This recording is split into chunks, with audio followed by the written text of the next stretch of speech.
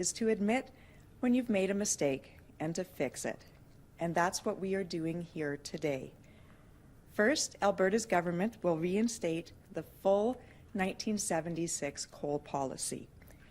This includes the 4 land categories that determined where and how coal leasing, exploration, and development could occur.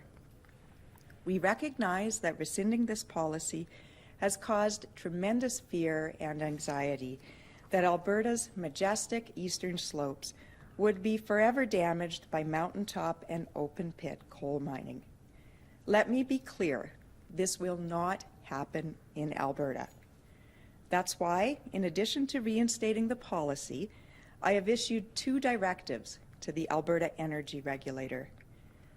Number 1, no mountaintop removal will be permitted, and all of the restrictions under the 1976 coal categories are to apply on surface mining in Category 2 lands. Number 2, all future coal development and coal lease sales on Category 2 lands is to be paused indefinitely, pending consultations on a new, modern coal policy. On this, I need to be clear about the current situation in these Category 2 lands. First, there are 6 projects that are being explored for potential development.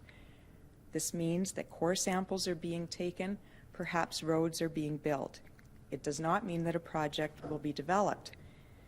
And second, exploration on 4 of these 6 projects began under the 1976 policy before its rescission.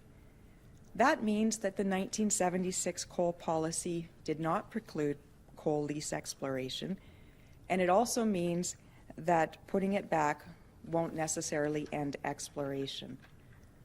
Further, reinstating this policy does not affect current coal exploration and mining on any other categories of land. I will provide details on what the new coal policy consultation process will look like in the weeks ahead.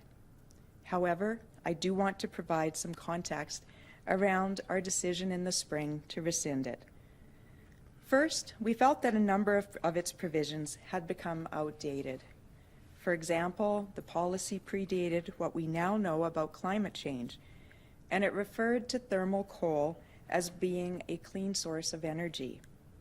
Second, we intended to manage coal on an equal footing with other mineral resources like oil and gas. We felt that this would streamline regulatory matters and provide more certainty for government and stakeholders. However, Albertans' views are clear. They expect us to manage coal differently. What we're doing today, keeping the 1976 coal policy in place and committing to consult on a modernized policy, is what we should have done in the beginning. We didn't do it then, but we're going to do it now. As we move forward from today, I want to assure Albertans that we intend to balance stringent environmental protections and responsible resource development. This government will not allow coal developments to jeopardize the mountains, headwaters, foothills, parks, and the recreation areas that we cherish. After all, this is what makes Alberta an attractive place to live and to do business. Alberta has a rich history of responsible coal mining. It's been an important part of the province and important to its citizens for decades, with many Albertans continuing to rely on the industry to put food on their families' tables. Metallurgical coal projects, if approved through vigorous regulatory processes, can help Alberta businesses meet increasing global demand for steel and provide good-paying jobs for hard-working Albertans. And given today's economic climate, that's not something that can be taken lightly. Like many that I've heard from in recent weeks, I too have roots in southern Alberta. I'm a southern Alberta farm girl. Those areas are part of my childhood. And when I heard from so many Albertans what this area meant to them and saw the pictures that they provided, it really hit home. I'm absolutely committed to ensuring that future generations can enjoy these lands just as I did. We will continue listening until we get this right. Thank you, and I'm happy to take your questions. Thank you, Minister. We have time for one question, one follow-up today. Operator, can you please put through the first caller? First question is from Emma Graney with the Globe and Mail. Go ahead, Emma. Yeah, g'day, Minister. Quick question on the consultations. What's the timeline? What's the timeline? Well, we anticipate having a process ready to roll out in the weeks ahead. The consultation will be vigorous. It will be lengthy. It will hear the input of all Albertans on all views related to coal. We want to take the time and get this right and hear Albertans and decide what the next steps are. But this will be a process that will take time and will be very, very open, and we will listen. And my follow-up to that is, why didn't you do that in the first place? Well, we should have done better, and we admit that we didn't get this one right. We were not perfect, and Albertans sure let us know that. We could have done a better job. But from our perspective, what we saw was a policy that was obsolete, written many years ago, predated our modern understanding on climate change. And what we intended to do was to change the administrative process by which the Department of Energy issues tenure, issues leases. What we didn't anticipate was the unintended effect of removing the coal categories, and Albertans felt that that removed restrictions that were in place. So we are listening. We've heard that. It was not our intention to do that. We're going to take the time. We're going to take a closer look at this and hear from Albertans as we move forward with a modern coal policy. Operator, can you please put through the next caller? Next is Graham Thompson with iPolitics. Go ahead, Graham. Thank you very much. Minister, the Premier last week was saying that the old 1976 policy was a dead letter.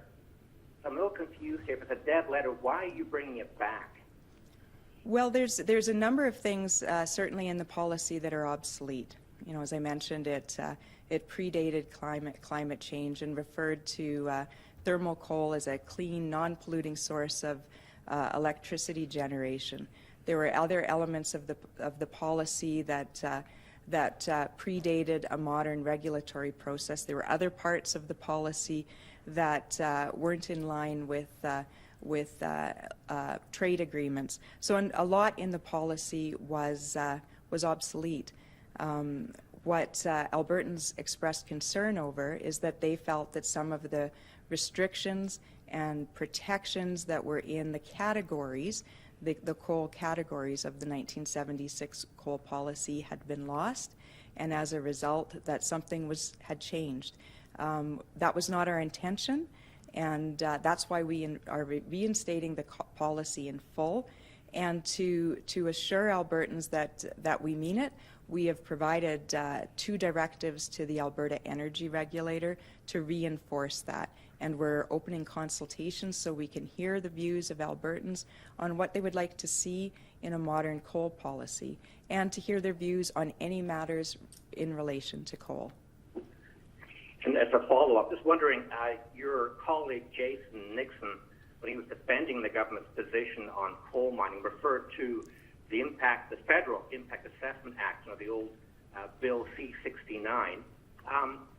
Is your government still going ahead to try and fight Bill C-69 if you're actually still using it, though, as a defense to protect the environment in the Rockies? Well, what we know for sure is that the modern regulatory process is very vigorous and assures that environmental protections will be robust. In some cases, there is a joint assessment with the federal government. We are continuing to challenge Bill C-69 in the areas of its overreach and where it intrudes into areas of provincial jurisdiction. But I can assure you that the modern regulatory process and the environmental impact assessment process is rigorous, and that Albertans should be given some comfort and assurance that all environmental protections will be stringent. We have time for 2 more questions. Operator, can you please put through the next caller? Next is Robson Fletcher, CBC. Go ahead, please. Hi, Minister. I was wondering what impact you think this will have on the additional activities when it comes to the 2 projects that received exploration permits after the coal policy was rescinded last June. Do you expect companies will continue with exploration activity that they're currently approved to do, given now the uncertainty that they may have surrounding being able to get additional permits for actual mining in the future? Well, it's the AER directive will impact future approvals. There'll be no future approvals for exploration activities pending the consultation. And with respect to current exploration that was approved before this time, and much of it approved prior to rescission of the coal policy, I think it'll be up to companies to determine how they manage their coal exploration programs. But we don't intend to remove approvals that were already granted by the regulator. And sorry if this was answered already, but I didn't quite hear it. So is there any type of timeline on the consultation process? Are we talking sort of weeks, months, sometime next year? When will it sort of take place and wrap up? We'll be rolling out in the weeks ahead what the consultation process will look like. It won't be a short process. It will be a thorough process so that we have time to hear from Albertans. I'm sure that we're going to hear from a lot of them on what the future of coal looks like. We want to make sure that we get it right, give an opportunity for everyone to be heard, and do it right. So I don't have a time frame on what that is right now, but we'll be rolling out in the weeks ahead what it will look like. And operator, can you please put through the last caller? Final question is Bob Weber with the Canadian Press. Go ahead, Bob. Hello, Minister. Given that you directed the AER to ban any mountaintop mining, and given that Category 2 lands bans any surface mining, how much activity do you expect to see on those lands? What does this do to the government's plans to dramatically expand this industry and generate the jobs and the royalties you'd hoped?